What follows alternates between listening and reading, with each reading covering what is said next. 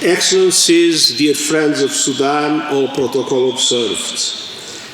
I thank Prime Minister Abiy Ahmed for providing me the opportunity to once again appeal to help relieve the dramatic suffering of the Sudanese people, whom I so deeply admire.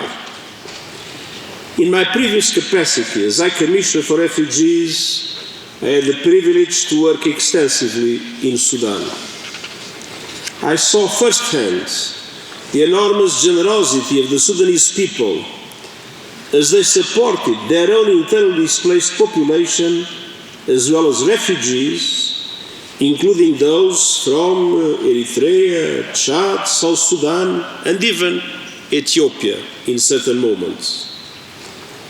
Now the international community must show the same level of support to the Sudanese people in their moment of despair as the Sudanese people once showed to their neighbors in distress. Your pledges today in this room will be the expression of that support.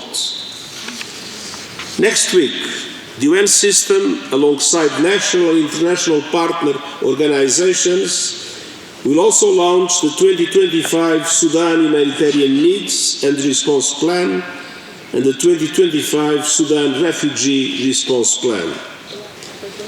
Together, these plans require $6 billion to support close to 21 million people inside Sudan and up to 5 million others, primarily refugees in neighboring countries. An unprecedented humanitarian crisis in the African continent. I want once again thank those countries generously hosting 3.3 million Sudanese refugees despite their own very difficult challenges. These UN coordinated appeals far exceed any we have launched for Sudan and for the region. And indeed, it represents the unprecedented dimension of the needs we are facing. Excellencies, Sudan is in the grip of a crisis of staggering scale and brutality.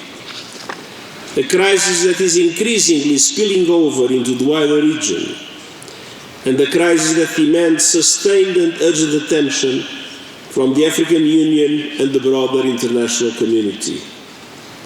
Humanitarian access remains a fundamental challenge, particularly where the fighting is most active. And I salute local responders, civil society organizations, including women-led organizations, who continue to work bravely and tirelessly to provide assistance and services in their communities, often at great personal risk.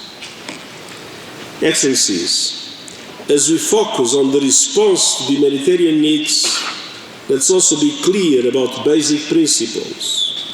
Civilians, including humanitarian workers, must be protected. Rapid, safe, unhindered and sustained humanitarian access must be facilitated in all areas of need. The external support and flow of weapons must end. This flow is enabling the continuation of tremendous civilian destruction and bloodshed. Excellencies, we know what the Sudanese people want. We have held extensive consultations with Sudanese civilians and are crying out for an immediate ceasefire and the protection of civilians. My personal envoy is engaging with the warring parties on concrete ways to advance these aims, including through the full implementation of the Jeddah Declaration. Excellencies, the holy month of Ramadan is around the corner. At this blessed time for peace, compassion, giving and solidarity, I urge all of you to use your tremendous leverage for good.